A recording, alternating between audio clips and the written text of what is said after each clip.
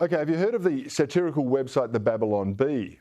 It's the American equivalent of the Batuta Advocate. Both a lot of fun. You see, they run humorous headlines, satirical stories about contemporary issues where nothing seems to be off limits. But neither of them really compare to our very own taxpayer-funded SBS, which ran a very important story about fake Aboriginals recently. The story was sparked by a 25% increase in the number of self-identified Aboriginals in the 2021 census.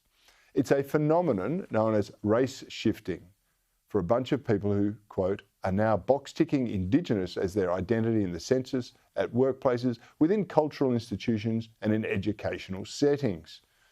Fair enough, a pretty important story, particularly, I think, if people are exploiting a race-shifting loophole to gain benefits or preferment or patronage.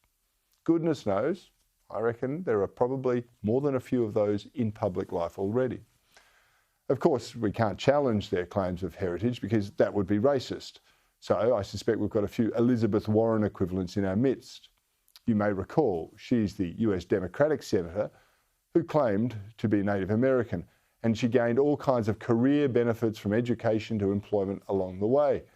Donald Trump labelled her Pocahontas and forced her into getting a DNA test that actually revealed she had less Native American DNA than almost every other American citizen. Maybe we need the same test here. And if we did, I'm pretty sure the list of those exposed as fakes would be long and distinguished.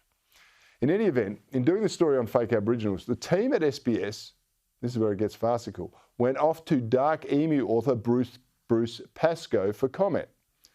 And no, they weren't going to him as someone who has been exposed as having a heavily contested heritage claim himself.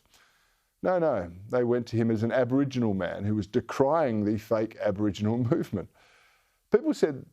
Pascoe said that some who identified later in life need to pull their heads in a bit. What I've seen in recent identifiers coming with their income and their education, usually acquired because they're not dark-skinned, skewing what is happening in local Aboriginal politics. I've seen these people assume positions of power, literally push around both the old men and women who they disagree with.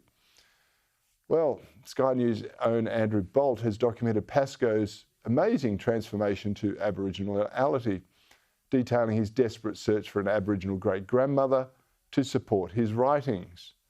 Now, it appears this quest began after his first novel was published, and one reviewer noted, Pascoe is, after all, imagining the psyche of an Aboriginal person.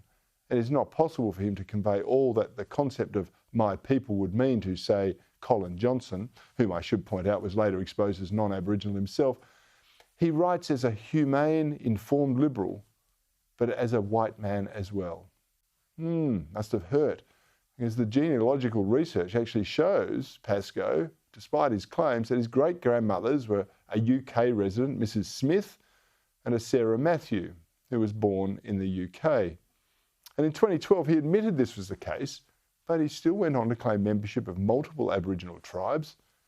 And incredibly, despite all the evidence, our own taxpayer-funded Babylon Bee, the SBS, chose this man as a prop to support their concerns about fake Aboriginals. You couldn't make this stuff up if you tried. That's our taxes at work at their SBS.